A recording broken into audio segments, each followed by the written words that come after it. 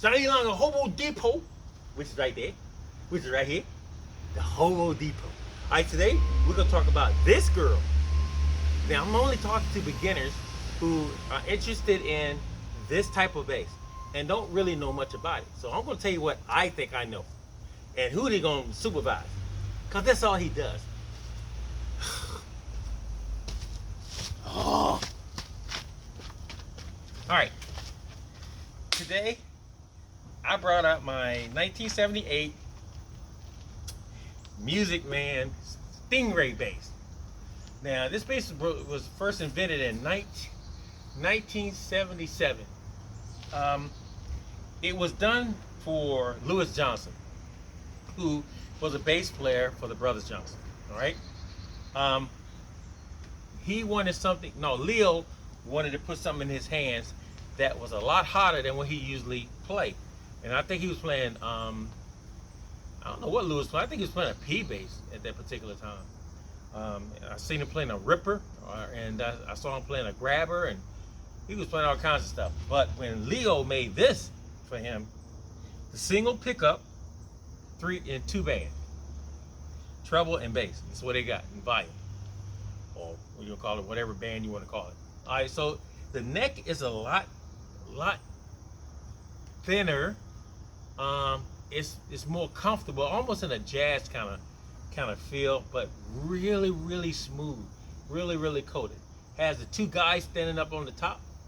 Them the Music Man boys. Everybody was saying there's Louis and his brother George Johnson. I don't know how true that is, but anyway. The reason why I picked this bass today is because this is my fave. This is my fave right here. Every time I play it, it does something to me. It's just, I don't know. I mean, just sitting there looking at it, it's doing something to me right now. Anyway, let's look at it. So, it has 1 pickup in it, that one right there, and it's really hot. Has a really nice mass bridge on it. Has volume, treble, and bass. The newer ones now come out, they have volume, mids, treble and bass, and some of them have 2 pickups in it. Some of them have one of these and a jazz pickup. Some of them have P and a jazz pickup. I mean, it's all kinds of things. This one has a maple neck, maple on maple.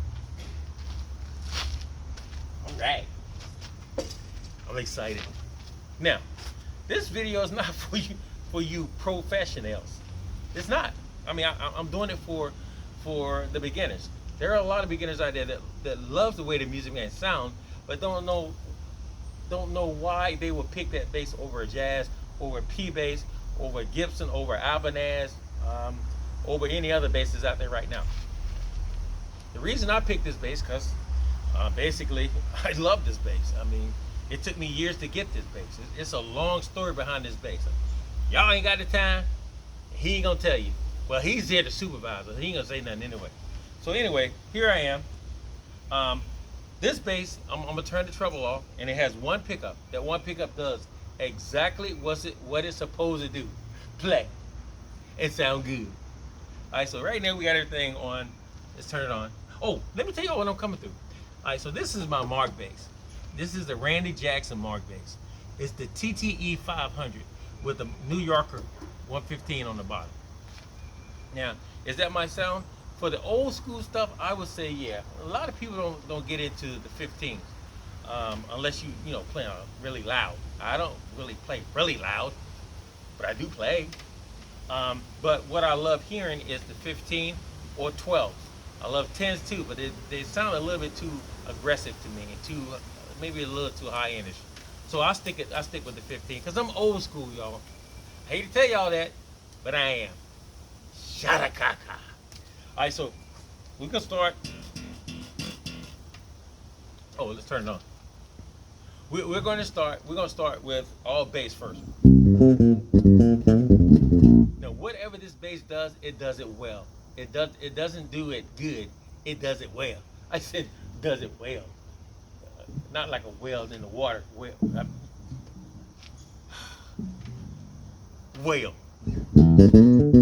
Now I got all bass right now on this bass, and you can still hear how clean this bass is. Does it have a preamp? Absolutely. Some of the basses that they got coming out now doesn't have preamp. They have like volume, and then blend, and then bass and treble. It depends on what model you get. All right. They also come in 5 strings. This bass does bottom and highs really well. To some people, it's a little. The high end is really, really high. All right, this is all bass right now, so you can hear that the treble is definitely coming through.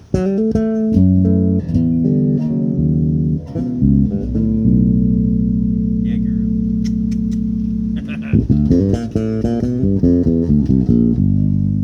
Now, so what will make you buy one of these basses? Well, let me keep talking. All right, so let's go to all treble. Now this, I think Leo wanted a bass that would cut in the mix for Lewis because he was known as the thumper, the super thumper. He did this a lot.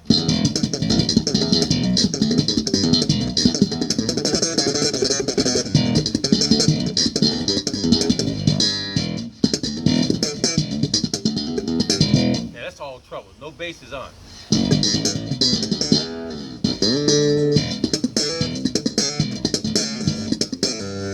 That's Lewis.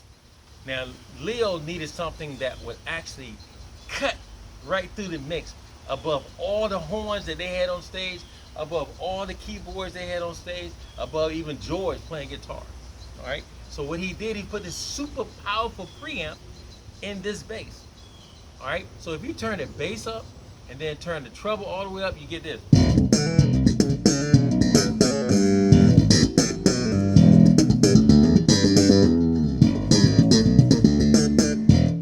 What else is good about it? It's aggressive. This bass is very, very aggressive.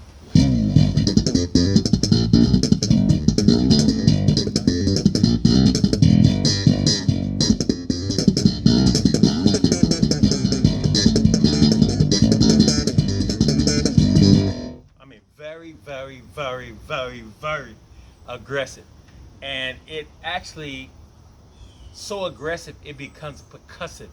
But by you being a beginner, I mean, is this what you want? I mean, to me, I always tell beginners, learn this first.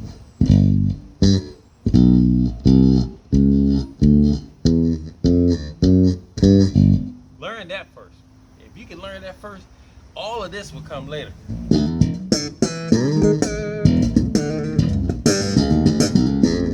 All of that will come later.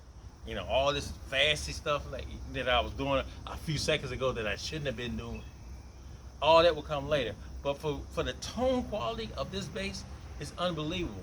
I mean, it sits right in the mix. And when people say, what do they mean by sitting in the mix? It means it finds its spot as you're playing, recording wise, or either just straight live. It finds its spot, it stays there, and it never disappears. It stays there. It just stays there.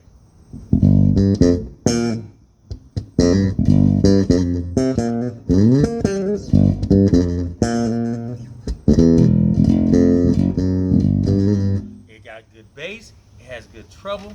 The body is so amazingly is MIDI control. I said MIDI control. That's not a word. MIDI control is not a word. I mean, but you can hear you can hear the mids coming through. You can hear them, and that's what you want. I mean, it's a lot of things I can say about this bass.